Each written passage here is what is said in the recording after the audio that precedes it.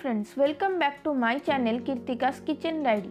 আমার আজকের রেসিপি লক্ষ্মী পুজো স্পেশাল ঢ্যাপের খইয়ের মোয়া। আপনারা সকলেই নিশ্চয়ই জানবেন শাপলার বীজ থেকে যে খই তৈরি করা হয় সেটাকেই ঢ্যাপের খই বলা হয়। আর এই ঢ্যাপের খইয়ের মোয়া বানানো কিন্তু খুবই সহজ, কিন্তু তার জন্য প্রয়োজন একদম সঠিক পরিমাপ।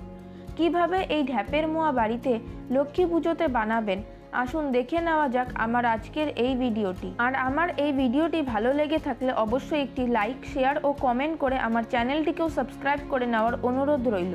তো ঢ্যাপের খইয়ের মোয়া বানানোর জন্য এখানে আমি সবার প্রথমে একটা কড়াইয়ের মধ্যে হাফ কাপ পরিমাণে জল দিয়ে দেব।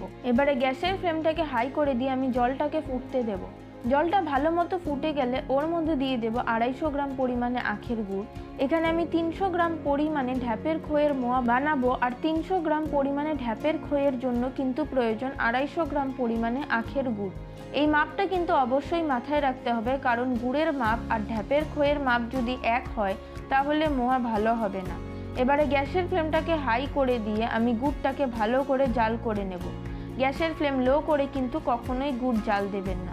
3 থেকে 4 মিনিট ধরে গুড়টাকে ভালো করে জাল দিয়ে নেওয়ার পর এবারে গুড়টা ঠিকঠাকভাবে ঢ্যাপের খইয়ের মোয়া বানানোর জন্য জাল হয়েছে কিনা সেটা চেক করে নেব। তো তার জন্য এখানে আমি কিছুটা পরিমাণে জল নিয়ে ওর মধ্যে অল্প পরিমাণে জাল করা গুড়টাকে দিয়ে হাত দিয়ে তুললে যদি দেখেন যে গুড়টা এক জায়গায় দলা পাকিয়ে আসছে, তখন বুঝবেন যে ঢ্যাপের খইয়ের মোয়া বানানোর জন্য গুড়টা একদম পারফেক্টভাবে জাল করা হয়ে গিয়েছে। এবারে আগে থেকে কড়াইয়ের মধ্যে হালকা করে ভেজে নেওয়া 300 গ্রাম পরিমাণে ঢ্যাপের খইয়ের মধ্যে আমি গুড়টাকে দিয়ে দেব।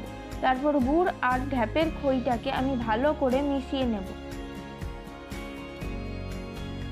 তারপর ভালো করে মিশিয়ে নেওয়ার পর এবারে 2 হাতের তালুতে ভালো করে একটু তেল মাখিয়ে আমি একটু ছোট ছোট সাইজের মোয়া তৈরি করে নেব। আপনারা আপনাদের ইচ্ছে মতো সাইজের মোয়া তৈরি করে নিতে পারেন।